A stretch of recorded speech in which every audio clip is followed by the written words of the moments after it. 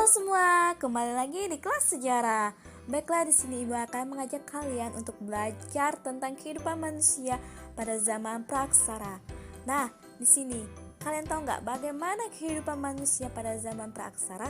Kalau belum tahu, ikuti penjelasannya sampai selesai. Corak kehidupan masyarakat pada zaman praksara. 1. Pola hunian manusia purba.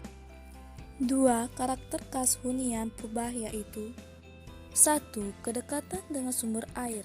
Pola hunian itu dapat dilihat dari letak geografis, situs-situs, serta kondisi lingkungannya. Lingkungan sungai dipilih karena keberadaan air memberikan beragam manfaat. Adanya sebaran sisa-sisa peralatan yang digunakan pada saat itu, yang umumnya berada di dasar atau di sekitar sungai. Seperti situs-situs purba di sepanjang aliran Bengawan, Solo, Sangiran, Sambung Macan, Trinil, Ngawi, dan Ngadong. Lingkungan gua. Keberadaan gua-gua yang dekat dengan sumber air dan sumber bahan makanan dimanfaatkan sebagai tempat persinggahan sementara. Sehingga tidak meninggalkan jejak, gua ini sering disebut Abruzos Roads. Lingkungan pantai. Manusia purba juga ada yang tinggal di sekitar pantai. Mereka meninggalkan sisa-sisa kehidupan mereka berupa konjek moniger atau sampah dapur yang berwujud bukit, dengan tumpukan kulit siput dan kerang yang telah mengeras. 2. Sistem mata pencaharian, dari sistem meramu sampai sistem berburu. Masa berburu dan meramu. Ciri-ciri kehidupan manusia pada masa berburu dan meramu atau food gathering.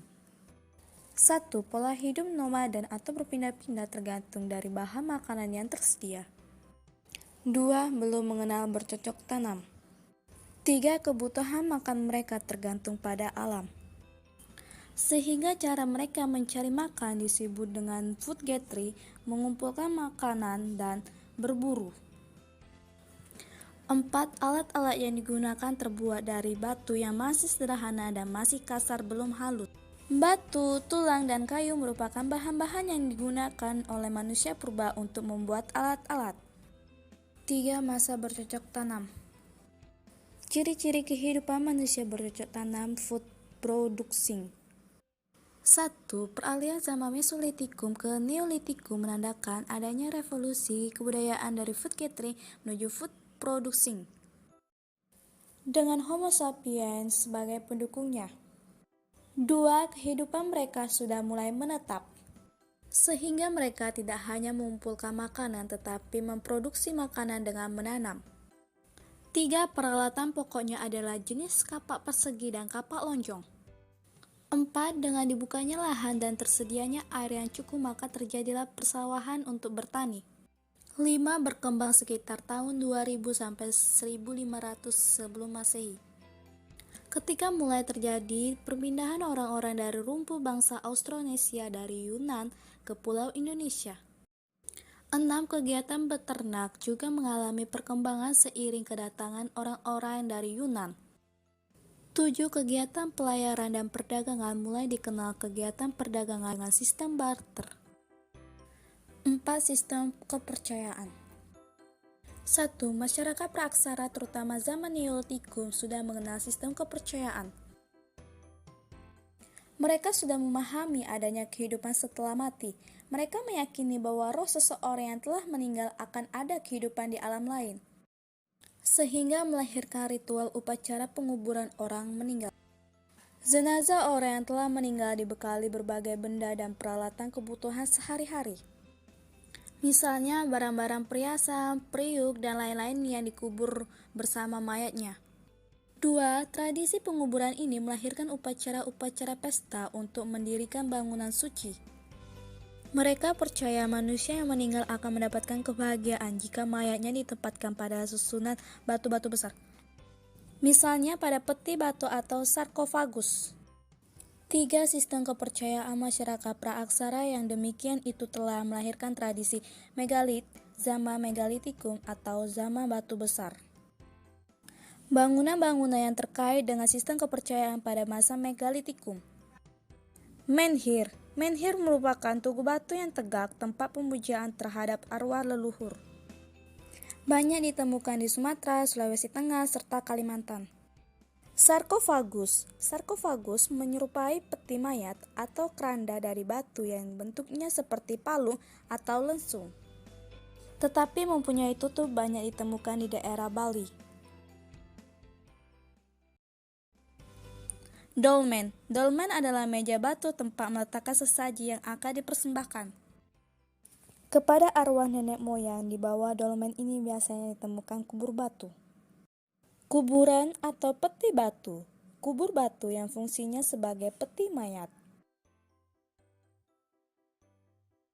Bedanya ialah kubur batu ini dibuat dari lepengan batu, sedangkan dolmen dan sarkofagus dibuat dari batu utuh. Banyak ditemukan di daerah Kuning, Jawa Barat, dan Nusa Tenggara. Waruga. Waruga adalah kuburan batu yang berbentuk kubus atau bulat terbuat dari batu yang utuh. Waruga ini banyak ditemukan di Sulawesi Utara dan Tengah. Punden berundak-undak.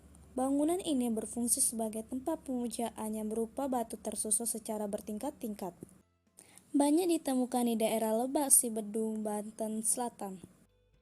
Arca atau patung. Arca pada masa megalitikum terbuat dari batu, biasanya berbentuk sosok hewan dan manusia.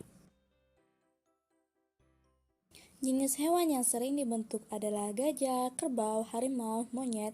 Arca-arca batu ini banyak terdapat di Sumatera Selatan, Lampung, Jawa Tengah, dan Timur. Sistem kepercayaan dan tradisi batu besar telah mendorong perkembangannya kepercayaan animisme dan dinanisme. Animisme merupakan sistem kepercayaan yang memuja roh nenek moyang.